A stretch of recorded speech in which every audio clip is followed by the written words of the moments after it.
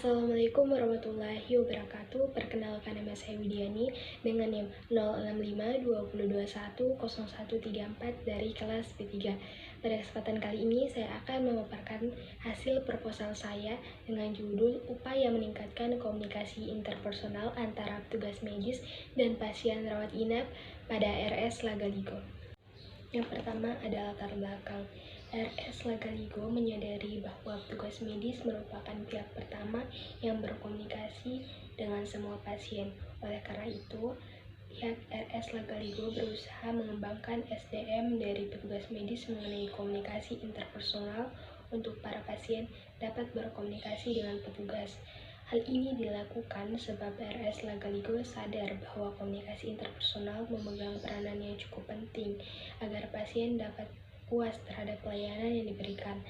Dengan pemberian pelatihan tersebut, petugas medis dapat memahami bagaimana berkomunikasi dengan pasien, melihat keadaan di lapangan, menulis menemukan permasalahan terkait masih perlu adanya kedekatan antara petugas medis dan pasien dalam proses berkomunikasi, membangun kedekatan antara satu sama lain. Hal ini ditujukan untuk mempermudah proses penyembuhan pada pasien rawat inap sehingga tidak adanya lagi kesalahpahaman komunikasi yang masih sering terjadi. Melihat keadaan di lapangan membuat penulis tertarik untuk meneliti hal ini dengan judul Upaya Meningkatkan Komunikasi Interpersonal Antara Petugas Medis dan Pasien Rawat Inap pada RS Lagaligo. Selanjutnya ada rumusan masalah. Yang pertama, bagaimana pola komunikasi interpersonal antara petugas medis dan pasien rawat inap pada RS Lagaligo. Yang kedua, apa hambatan yang terjadi pada pola komunikasi interpersonal antara petugas medis dan pasien rawat inap pada RS Lagaligo. Selanjutnya ada tujuan penelitian. Yang pertama, untuk menganalisis bagaimana pola komunikasi interpersonal antara petugas medis dan pasien rawat inap terhadap kepuasan pasien pada RS Lagaligo. Dan yang kedua, untuk menganalisis apa saja hambatan yang terjadi pada komunikasi interpersonal antara petugas medis dan pasien rawat inap pada RS Lagaligo. Selanjutnya ada manfaat penelitian. Yang pertama, manfaat akademis. Penelitian ini berguna sebagai sarana untuk memperluas wawasan peneliti dan seluruh mahasiswa terkhusus pada jurusan ilmu komunikasi mengenai komunikasi interpersonal antara petugas medis dan pasien rawat inap terhadap kepuasan pasien. Dan yang kedua, manfaat teoritis. Penelitian ini berguna sebagai salah satu alternatif untuk upaya meningkatkan motivasi dalam proses komunikasi interpersonal antara petugas medis dan pasien rawat inap, serta dapat dijadikan pula sebagai bahan referensi bagi peneliti selanjutnya untuk menambah pengetahuan terutama dalam bidang ilmu komunikasi. Dan yang ketiga, manfaat praktisi.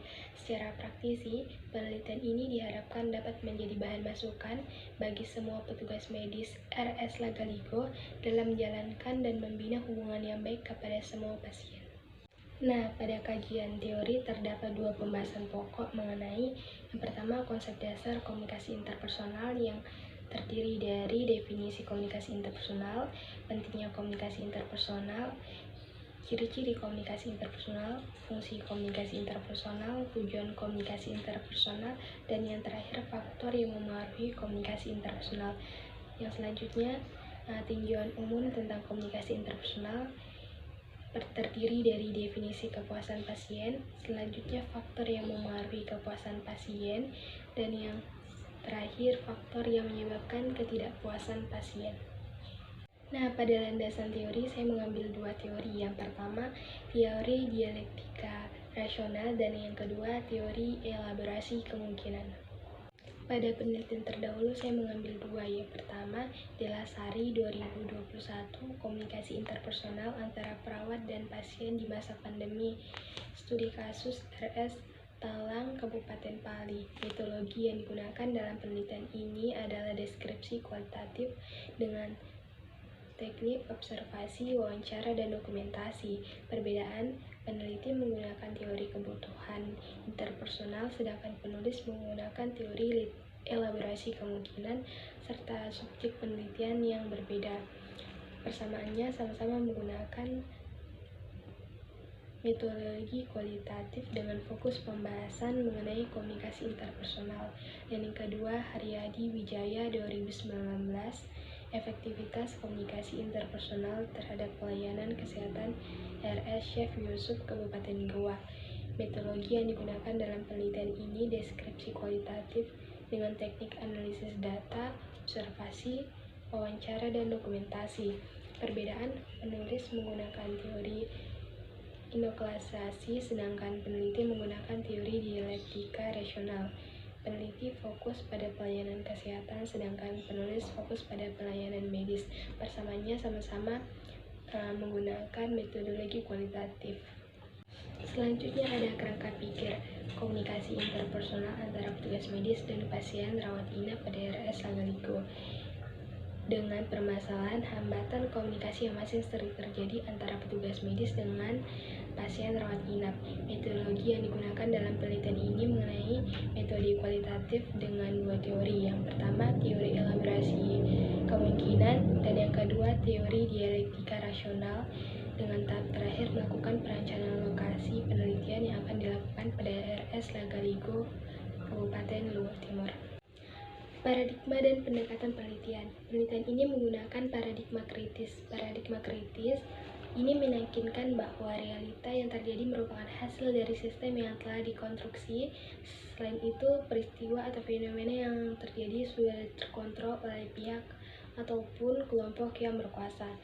Penelitian ini penulis menggunakan metode penelitian deskripsi kualitatif, dan penelitian ini menekankan pada interferensi dari penulis berdasarkan teori-teori yang ada. Penelitian kualitatif bertujuan untuk mendapatkan pemahaman yang sifatnya umum terhadap kenyataan sosial dari perspektif partisipasi partisipan. Waktu dan lokasi penelitian. Lokasi penelitian dilaksanakan di RS Lagaligo yang terletak di Jalan Sangkuruwira, Kecamatan Motu, Kabupaten Luwu Timur. Waktu penelitian dilaksanakan mulai bulan Oktober hingga November 2023. Selanjutnya ada sumber data yang terbagi menjadi dua, data primer dan data sekunder. Data primer merupakan data yang didapatkan peneliti melalui observasi, wawancara, dan dokumentasi. Dan yang kedua, data sekunder, data yang diperoleh dari hasil jurnal, buku, situs web, dan lain sebagainya. Selanjutnya, informan penelitian. Informan penelitian dalam penelitian ini menggunakan prosedur purpose, yakni strategi menemukan informan yang relevan dengan masalah penelitian.